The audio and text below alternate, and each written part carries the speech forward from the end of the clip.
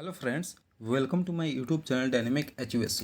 सो friends, आज की इस वीडियो में हम जानने वाले थ्रोटलिंग डिवाइस के बारे में। जो हमारा थ्रोटलिंग डिवाइस क्या होता है और ये HUSC सिस्टम में कहाँ पे लगा होता है और इसका काम क्या होता है, ये कैसे काम करता है, इन सारी चीज़ों के बारे में इस वीडियो में हम समझने वाले हैं। ठीक है, तो सबसे पहले हम थ्रोटलिंग डिवाइस के बारे में जान लेते हैं। तो जो थ्रोटलिंग डिवाइस होता है, it is also called throttling valve, expansion valve and capillary. आपने सिंपली एक्सपेंशन वाल्व और कैपिलरी का नाम तो सुना ही होगा, लेकिन जो हमारा थ्रोटलिंग का वाल्व का नाम नहीं सुना होगा, लेकिन दोनों ये चीज़ें सेम ही है। इसको आप थ्रोटलिंग वाल्व बोलो, एक्सपेंशन वाल्व बोलो, कैपिलरी बोलो, सबका जो वर्किंग प्रिंसिपल है सबका सेम ही है। ठीक है, this device is use to reduce the refrigerant pressure and temperature. इसका जो यूज़ क्या रहता है, जो हमारा रेफ्रिजरेशन साइकिल में इसका जो यूज होता है वो क्या है, हमारा जो रेफ्रिजरेंट का प्रेशर और टेम्परेचर को ड्रॉप करने का काम करता है हमारा थ्रोटलिंग डिवाइस। ये लगा होता है हमारा कंडेंसर के बाद, और इवापोरेशन से पहले हमारा जो एक्सपेंशन वाल्व होता है वो हमारा थ्रोटलिंग डिवाइस ही है। जो हमारा थ्रोटलिंग प्रोसेस होता है, in this process when put restriction in the flow of fluid then pressure of fluid will decrease. इसमें क्या है कि जब हम कोई भी वाटर फ्लो हो रहा है, सपोज दैट कोई भी फ्लूइड फ्लो हो रहा है और उस फ्लूइड में हम कोई रेस्ट्रिक्शन डाल दें। ठीक है, मान लो एक इंच का पाइप है और उसमें फ्लूइड फ्लो हो रहा है, अगर उसको हाफ बंद कर दे तो उसमें क्या है कि हमारा प्रेशर ड्रॉप हो जाता है, प्रेशर डिक्रीज होता है उसमें। ठीक है, प्रेशर डिक्रीज होता है।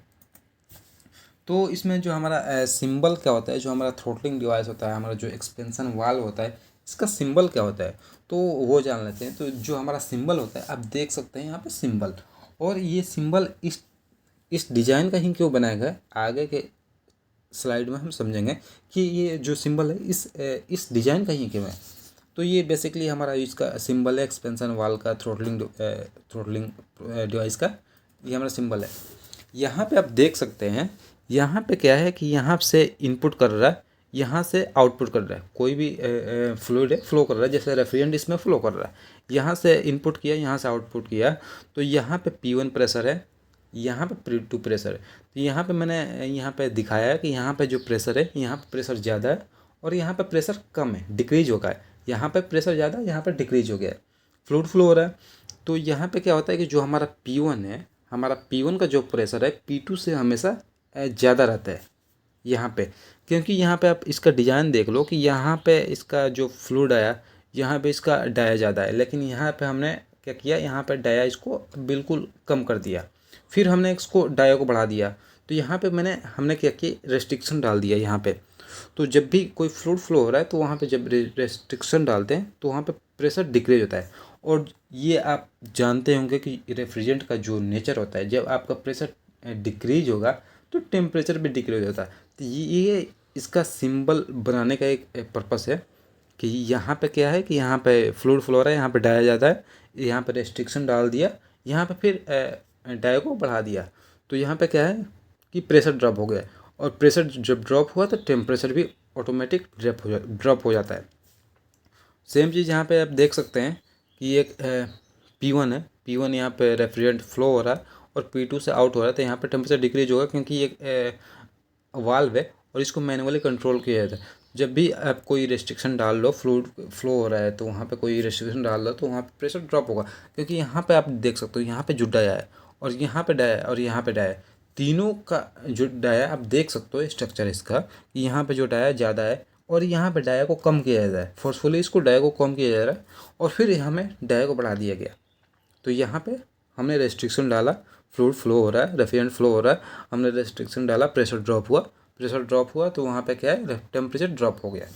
तो ऐसे थ्रोटलिंग डिवाइस का जो काम होता है ऐसा होता है, और इसका वर्किंग प्रिंसिपल है ऐसे है। अब हम जान लेते हैं जो हमारा थ्रोटलिंग प्रोसेस होता है। थ्रोटलिंग प्रोसेस होता क्या है हमारे रेफ्रिजरेशन साइकिल में। तो आप देख सकते हैं यहाँ पे कंप्रेसर है, कंप्रेसर के बाद ये आपका रेफ्रिजरेंट आया कंडेंसर में, कंडेंसर के बाद यहाँ पे क्या है, यहाँ पे आप देख सकते हैं कंडेंसर के बाद यहाँ पे एक्सपेंशन वाल लगा है, यहीं पे होता है थ्रोटलिंग प्रोसेस। यहाँ पर रेफ्रिजरेंट इंटर किया, यहाँ पर ये आपका एक लीवर है, यहाँ पे रेफ्रिजरेंट का जो फ्लो है, रेफ्रिजरेंट के फ्लो को कम किया गया और फिर यहाँ पे रेफ्रिजरेंट फ्लो को डाया को बढ़ा दिया गया यहाँ पे। तो यहाँ पे क्या है, थ्रोटलिंग प्रोसेस हो गया। उसके बाद यहाँ पे चला जाता है यही तो होता है कि हमारा जो थ्रोटलिंग प्रोसेस के बाद हमारा टेम्परेचर ड्रॉप होता है तो वहाँ पे इवापोरेटर में जाता है, तो इवापोरेटर में हीट को ईजिली ऑब्जर्व कर लेता है। सेम चीज़ यहाँ पे भी आप देख सकते हो, ये आपका कंप्रेसर है, कंप्रेसर के बाद ये कंडेंसर में गया, कंडेंसर के बाद ये फिल्टर ड्रायर में गया, और फिल्टर ड्रायर के बाद यहाँ पे कैपिलरी ट्यूब। एक्चुअली जो बड़े प्लांट होते हैं, बड़े बड़े यूनिट होते हैं, ओके, उसमें आपका यूज होता है एक्सपेंशन वाल्व। लेकिन जो छोटे यूनिट होते हैं 1 टीयर 2 टीयर, तो उसमें ये आपका कैपिलरी ट्यूब ही होता है। लेकिन जो प्रोसेस है थ्रोटलिंग डिवाइस इसको बोलते हैं, और जो थ्रोटलिंग प्रोसेस है, प्रोसेस सेम है। उसमें भी क्या है कि यहाँ पे रेस्ट्रिक्शन डाल दिया गया। यहाँ पे आप देख सकते हैं, यहाँ पे इसका डाया ज़्यादा है, और कैपिलरी ट्यूब में क्या है, ये पतली ट्यूब होती है। तो यहाँ पे हमने सिंपली इसको रेस्ट्रिक्ट किया, फ्लो को, डाया को कम किया, और डाया को कम करने के बाद आप देख सकते हैं कैपिलरी में घूमा, और कैपिलरी के घूमने के बाद जब ये आपका आउट हुआ तो यहाँ पे डाया बढ़ गया। तो सिंपली जब प्रेशर ड्रॉप हुआ तो आपका टेम्परेचर भी ड्रॉप हो गया। तो और ड्रॉप होने के बाद ये आपका आ गया इवापोरेटर में, और इवापोरेटर में क्या हुआ कि इवापोरेटर में हीट को इजीली ऑब्जर्व किया, फिर कंप्रेसर में चला गया। तो ये आपका सिंपली जो हमारा एक्सपेंशन वाल्व होता है, हमारा जो कैपिलरी ट्यूब होता है, इसको ही हम थ्रोटलिंग डिवाइस बोलते हैं, और इसको आप थ्रोटलिंग प्रोसेस बोलते हैं। थ्रोटलिंग प्रोसेस का ये बोलते हैं, ठीक है। तो आई होप अब आपको ये समझ आ गया होगा कि थ्रोटलिंग डिवाइस क्या होता है और थ्रोटलिंग प्रोसेस क्या होता है। अगर आपको ये वीडियो अच्छा लगा हो तो लाइक करें। Thank you for watching this video. Thank you.